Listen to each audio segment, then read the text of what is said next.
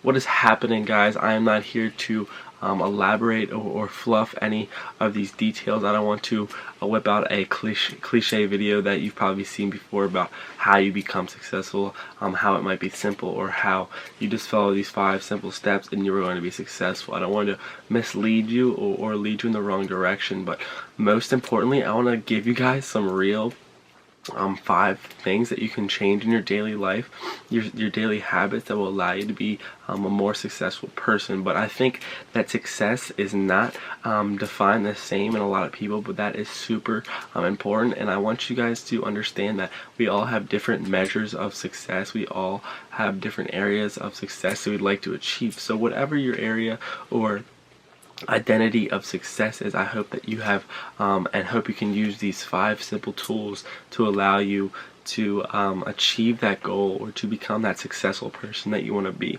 With that being said, guys, welcome to this video, channel, podcast, all that good stuff.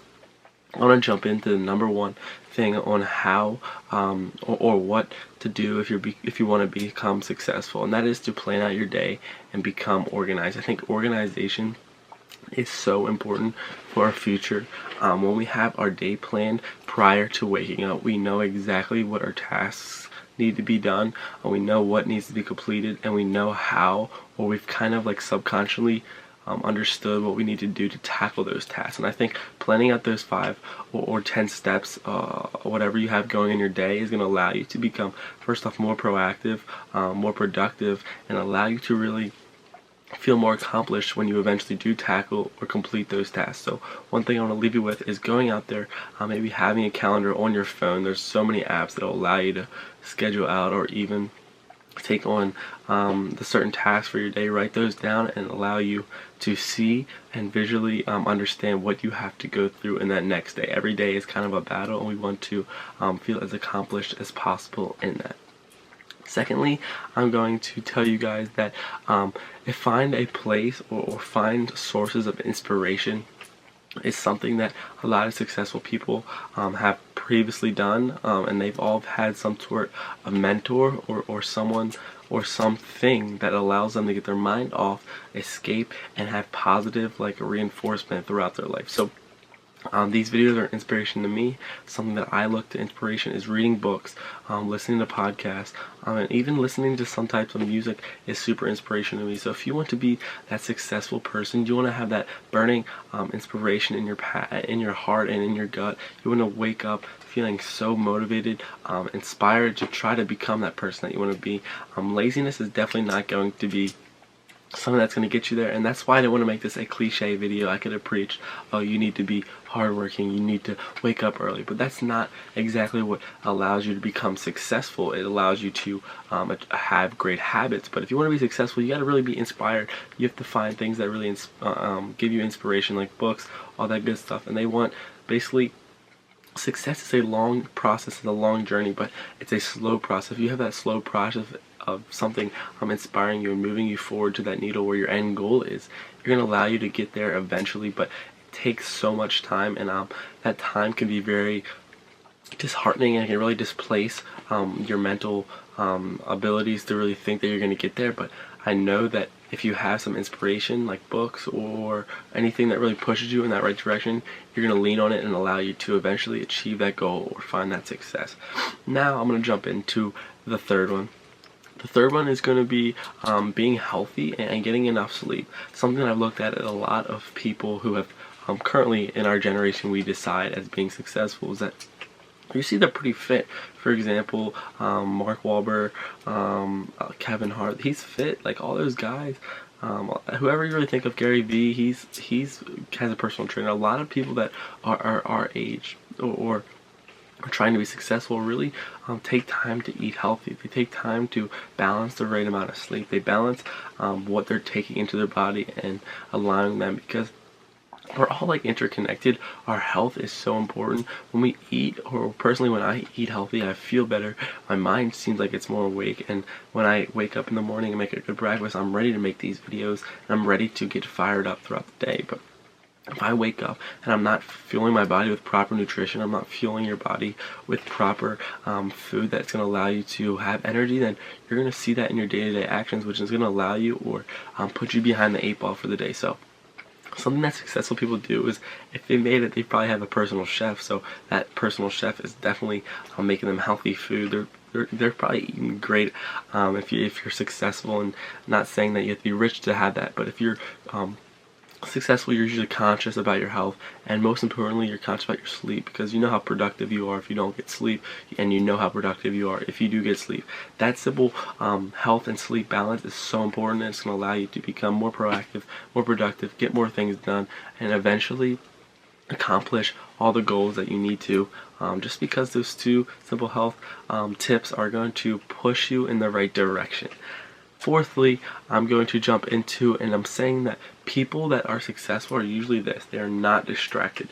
That can be very confusing. That means like they don't have ADHD. No, it's that they're not focusing on things that don't matter. They're really keeping their blinders on. They're not turning right or left to look at their friends. They're not looking left to look at their teachers, and they're not looking right to people that are calling out their names or basically shitting on them, because they don't want that distraction. They're not doing things or listening to other people on the outside, and also they're not doing things that aren't making them happy necessarily, but they're not doing things that would fuel or take them off their goals. For example, they're willing to make sacrifices, kind of what is basically being said. They're not distracted, because when you take sacrifices, you're really doing things that you might not want to do just to find other escapism, and finding things that you want to do to get off of your process or goals. But if you have these processes in place, if you have that good health, if you have that morning routine, if you have that organization skills, you're really focused and you're really leaning on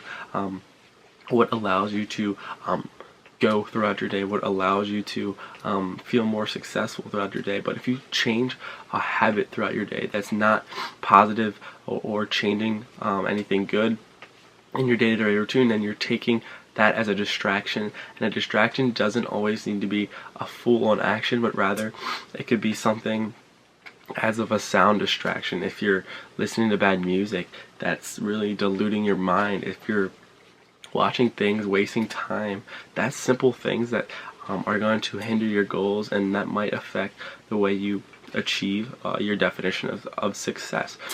But a lot of people that are successful are really in their lane. They're locked onto the prize, and they're really looking at all their options in their life, because we have a lot going on in this world. Society is so diluted. We have all these opportunities. We don't know what to do. We don't know what to pick. But I'm guarantee you, if we really stick to what we know, or stick to what we're passionate about, and not chase other distractions, like money is a great distraction. We all want to make more money. We all want to be or seem rich. But if we're chasing that and we're not really chasing on what we really are personally, deep down in our heart, then we're going to see that as a distraction. We're going to see that as something that is not really long lasting, or something that is really going to change our life. Because if we're chasing, if you ever chase something, you know that usually you just chase it and it'll eventually run away. But if you're chasing something and you stop chasing it, then you come back and strategize and think about how or what you can do to stop chasing it, but to trap that animal in a corner, or how you can position yourself as going to be more strategic and allow you to achieve that goal. Because we all want to chase things, but we know that that pursuit and that journey might not lead us to the end goal. So go out there, limit your distractions, and focus on yourself. More importantly, become in love with yourself. Love who you are, love your journey, and love your past. Don't think about the things that happened in the past. Don't think about the people that have left you in the future, or have turned against you, or even done you wrong. Feel bad for those people, because those people want to be on your team at the end of the day. And I know that those people are going to be tweeting about you or calling you up one day and be like, wow, I know this guy. This guy used to live in my neighborhood. That is something that I'm trying to really set into stone into these people, into our minds, because we are all living icons. We all have this one shot. We're all in the same playing field. The market will really decide who makes it in certain niches and who really stumbles out. But if you're willing to grind a little bit, you're willing to expose and get out there and take on some criticism and not focus on those distractions, then I can guarantee you that success is going to look very great for you. And lastly, guys, I want to jump into number 5. This is going to be that successful people usually do this. They cherish their moments and they don't dwell on the past. So as we all know, a lot of things go by in our life. A lot of people leave, a lot of things, a lot of opportunities pass, and a lot of negative actions usually happen in the past. But not only is it important, it is important because we all have to learn for those. Like, we have to know what we've done in the past that has allowed us to get to this point in our life, and how we can use that as leverage for the future. And cherishing every moment really means living in the present, knowing that today is an opportunity that we can only have once. Once this day passes, we're not getting it back. Whatever we've done in this day is usually set in stone, and hopefully it will be leverage for our future. But if you're not productive or you're not cherishing the moment, you're really going to let every day slip, and you're going to let every moment pass by without trying to be on top of that cliff. You're going to pass by without caring about or walking up those stairs to be at a higher vantage point in your life. But unless you really look at every day as an opportunity, if you let every day really pass by and allow you to become the best person, or become the best actor, become the best operator of your job, then you're not going to see much progress. So cherish every moment. It's kind of cliche, but I don't want to jump into that too much. But we all know what that means. We all got to take that into action. We got to really look at ourselves in the mirror, be honest with ourselves, and try simple things that not only will boost our confidence, but will boost our time management, that will boost our self-love, and do things that will allow us to be so productive that people can't stop you. Be that person where people are wondering, why are you working so hard? Not because you want to look hard or want to look like you're killing it, but you are so passionate, and you're planning out your day, and you know what you have to get done, and that you know that this stuff is coming out from a source of inspiration that you're reading at night, or something that's really grinding and knocking down your heart, and something that wants you to really achieve this goal. Because guys, I don't know what age or how old you are or what your current financial position is, but change isn't an overnight thing. We all know that. But these simple things that we can change in our habits in our day-to-day life, like simple things like maybe getting 7 hours of sleep. I'm not saying you have to go to bed at 10 because you're up all night trying to work or do your side hustle, but I'm saying maybe go to bed at 11 and wake up a little later, or go to bed at 8 and wake up at 5:30. Just manage your time. Know what's best for you. I want you to feel wired and fueled in the morning. So that doesn't mean that you're up to like 2 in the morning every day and waking up at 4. You need sleep, and I know it's going to be beneficial for you, but all these things are actions that we can control. It's a matter about how bad do you want it, how bad do you want to be successful, and what are you doing to achieve that success. Are you doing things that people are not doing? And that's something that I think about all the time. So with that being said, guys, thank you for watching, listening, all that stuff. Please subscribe to my YouTube channel if you made it this far. That would be amazing. Listen to my podcast, The Peter Roberts Show, here to provide and drop as much value to you as possible. Thanks for tuning in, and I'll see you very soon.